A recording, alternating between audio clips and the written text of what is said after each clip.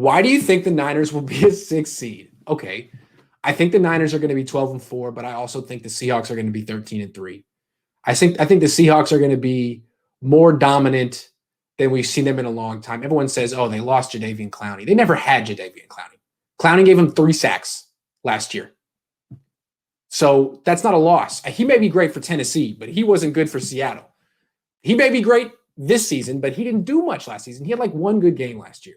So was he a loss? I don't think he was ever an acquisition for them. He didn't show up last year. They got instead Bruce Irvin, who had 8 sacks last year. They have Jaron Reed, who was never in shape last year after being suspended, but the year before, when he played the full season and wasn't suspended, he had 10 sacks. So do they have a good pass rush? No. Do they have a good back seven? Absolutely. One of the best in the league. So a great back seven can make a pass rush better because it gives the pass rush more time to get to the quarterback. Just as a great pass rush can make a mediocre secondary better because it gives that secondary less time to cover wide receivers. It's like a chicken and an egg thing. It works both ways. So they're going to have a much better defense than last year. They replaced a guy with 3 sacks with a guy who got 8. They added Quentin Dunbar and Jamal Adams. And they added Greg Olsen to their offense. They haven't had a legitimate receiving threat at tight end ever since Pete Carroll's got there. I mean, Jimmy Graham was never effective for them. So that's how I see it. They're a team that even last year, when they were one of the most banged up, youngest teams in the league, Seattle, they beat the Niners and Levi's. The Niners had injuries too, and were a foot away. A heroic Dre Greenlaw tackle at the goal line away from sweeping the 49ers last year. Now they're a better team, and the Niners are about the same, which is an excellent team. A team that wins 3 out of every 4 games. But I think a few teams went all in this year. Seattle, Tampa, New Orleans in the NFC. The Niners haven't gone all in. They may. That's the thing about the Niners. They may not be done. They could make a big move at the trade deadline, which changes everything. It's what they did last year. If they trade for Keenan Allen at the trade deadline, that changes everything. Or if they trade for AJ Green, it doesn't seem like Bill O'Brien has any clue what to do with Kenny Stills. Maybe they could trade for Kenny Stills. So the Niners may not be done. They have like about $10 million left in cap space, and they have some picks they could deal. It's just that their competition in the NFC have made push their chips into the center already. I mean, Tampa has added so many players. Seattle. So again, I don't be mad that I'm saying this because I'm always wrong. The fact that I'm picking the Niners to finish 6th should make you guys burst with joy because I'm always wrong. I thought they'd have 6 wins last year. So if you want to come on and argue with me and tell me why I'm all wet, go ahead. But I don't know. I mean, at least you can't accuse me of coming on Periscope and telling you what you want to hear, right? Jason thinks they're going to the chip. They could. They really could. Absolutely. I just feel here's why I don't think the Niners are going to the Super Bowl. Let's put it that way. It has nothing to do with the Super Bowl hangover. I think the road to the Super Bowl is harder. I think their schedule is tougher in the sense that I think they're going to have to play tougher quarterbacks. They got to play some backups last year. And I think the division's tougher. They play in the toughest division in the NFL. 2 games against the Seahawks, 2 games against the Cardinals, 2 games against the Rams, who would have made the playoffs last year had the playoff format been what it is now. You take 7 teams instead of 6. So all 4 teams could be playoff worthy this year. I think 3 teams will make it. I don't think the Rams will, but I think the Cardinals will. So the Niners in almost half of their games are playing playoff worthy teams. And then they got other teams on their schedule, the Patriots, the Eagles, the Cowboys. It's a lot of good teams on the Niners schedule. So this year, the Niners are excellent. I still think they're going to win 12 games, but you have to be the number 1 seed to get a bye. So odds are the Niners had a bye last year. They were the number 1 seed. odds are the Niners won't be the number 1 seed this year, although they could be. Of course they could be. They're excellent. Odds are they won't be. So if they're not, say they're the 2 seed, the 3 seed, the 4 seed, they have to play an extra playoff game. The road back to the Super Bowl is harder this year. It's just harder.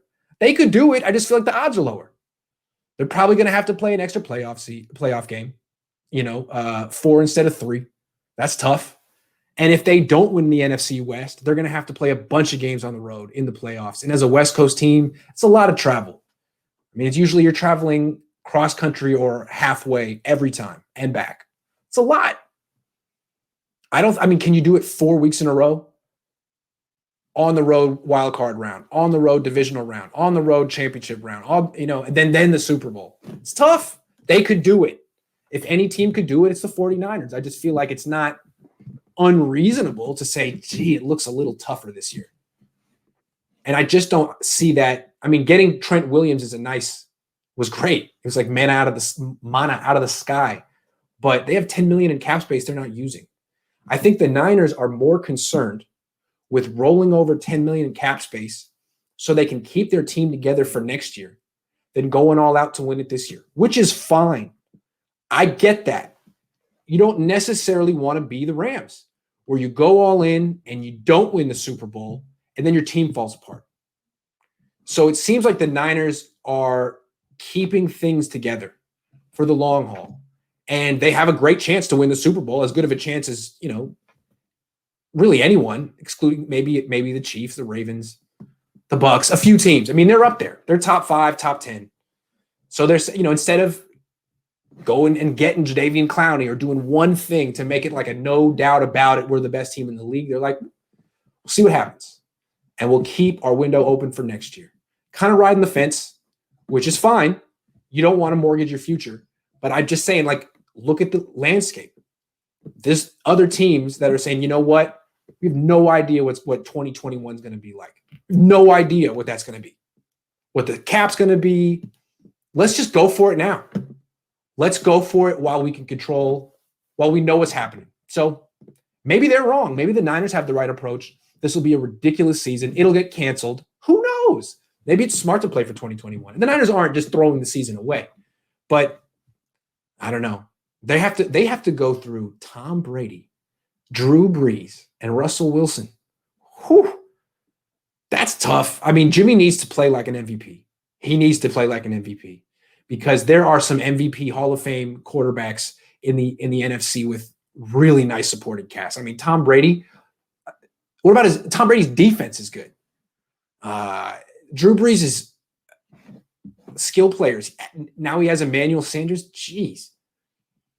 Russell Wilson now gets Greg Olsen and Carlos Hyde. Whew. These teams are reloaded.